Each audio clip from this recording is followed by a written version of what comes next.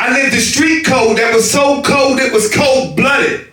Broke bread with humans that slithered on their stomachs. God's commandments was abandoned as I did dirt with bandits in abandoned buildings, selling the devil's poison. And God knows what else. Pain was felt, these cards dealt wasn't in my favor. Bad choices was my neighbor. My roommates was mistakes that got me years behind bars. And in these places, there were skull faces that left no traces of humanity. Ghost-faced killers, once healers and pillars of the community, driven to insanity when the majesty took your majesty from royalty to a Khan. When he placed a bond, that bond will break the bond of brotherhood. Leave mothers crippled and children abandoned. The first commandment, thou shalt not kill. A family structure. Incarcerated in these iron teeth made my lion sleep. These lion streets turned my lion into a different beast. A feast not fit for a king. How can I be the lord to these fire rings and lead these burning souls to a higher grace rather than a fireplace? In the dungeon there's dragons, fire-breathing heathens that breed demons, and only the righteous can see them. And in order to survive, you must use your third eye to see the prince's joys like hearing doves cry. To all my warriors and kings glorifying the wrong things, everything that glitters is not gold. And this game we're playing, it's not for money. It's for lost souls. Thank y'all. This next joint right here, this is the shit.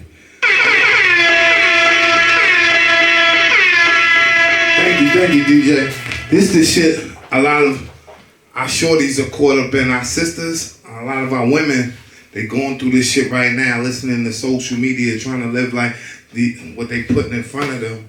So their outcome be like this. To describe her, I gotta go inside her. See, this penetration will take me to the heart station, which controls the mind controls the body, so the mind will be the lobby in this building with an abundance of space, vacant. She's tired of waiting, but she's patient. No, she's a patient of heart trauma. Some say it's karma, cause the beauty she possessed she shouldn't have, threatened by her past choices, voices that seem so sincere, left her with a fear of rejection, and shielding herself is her only protection. A gentle flower devoured by cowards, but despite all odds, she still loves hard. She knows love is hard, it's a job, and you gotta work at it. So she becomes a work addict, addicted to something she never possessed, but nevertheless, she still has hope. She views love as soap, and she can wash the pain. The suds will drown the flames of fires from liars, or her lying to herself. See, she would trade her life for one good night, not knowing that soul tie would take her on a long ride and leave her asking why. She can't find a good husband. She knows she would love him, but this ungluing is her doing. And as her beauty starts to fade, she starts to realize her age and understand she's in a relationship grave.